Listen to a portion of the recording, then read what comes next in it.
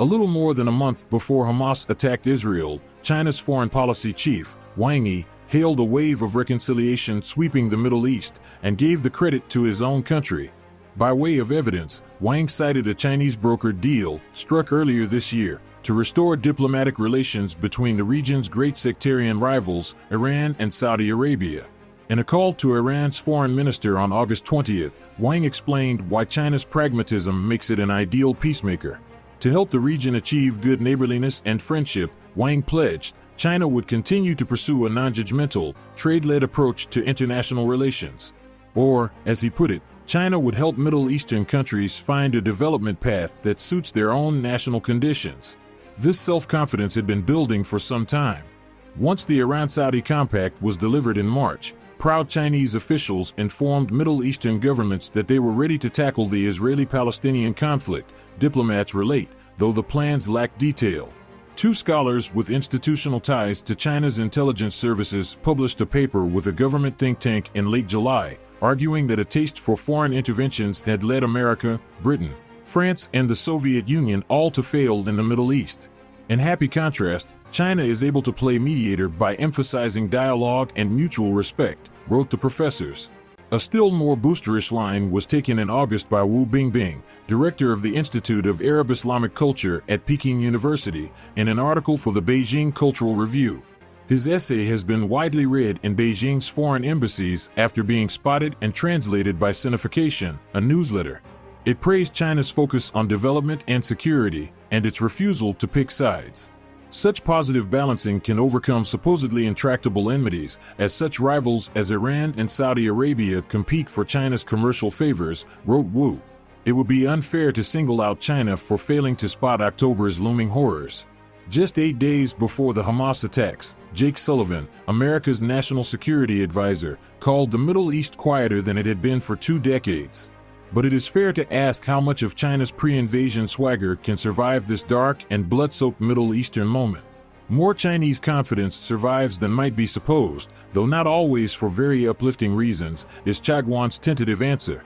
That is based on public Chinese responses to the crisis and on private conversations with foreign diplomats.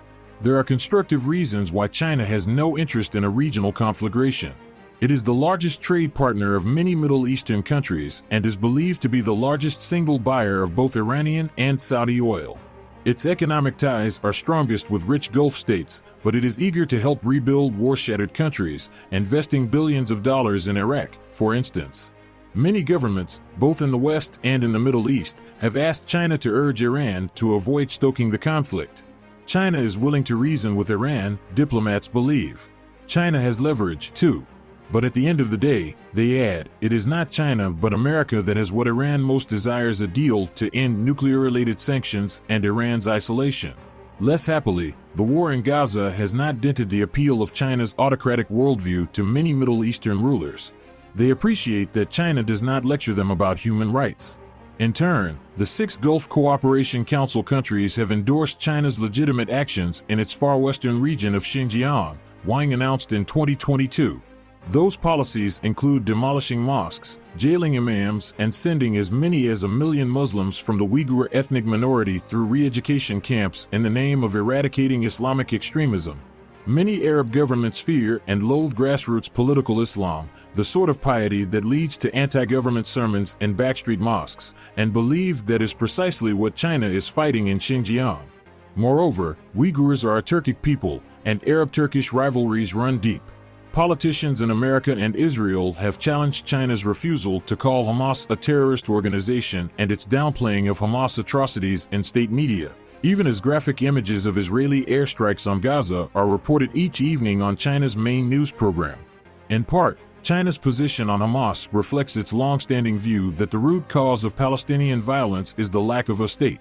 It also reflects a preference for a world order that seeks to resolve crises by balancing the interests of nation-states, rather than by making abstract appeals to universal values, which China calls a Western invention. In effect, China treats Hamas as the political entity it would like the group to be, it is said.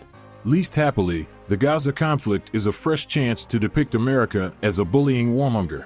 Rather than credit President Joe Biden with hugging Israel close in order to restrain it, selfish motives are assigned to him. Wu Ck, China's former special envoy to the Middle East is one of countless Chinese voices to insist that Biden backs Israel because he faces an election in 2024 and fears the influence of Jewish Americans. Pondering Gaza spillover effects, Chinese scholars hail the derailing of American-brokered Israel-Saudi talks as a heavy blow to Biden's re-election. Bashing America will not bring a wave of reconciliation to the Middle East, but China is playing a long game. Opinion polls already show publics favoring China over America in many Arab countries. Across the developing world, distrust of America is being deepened by the war.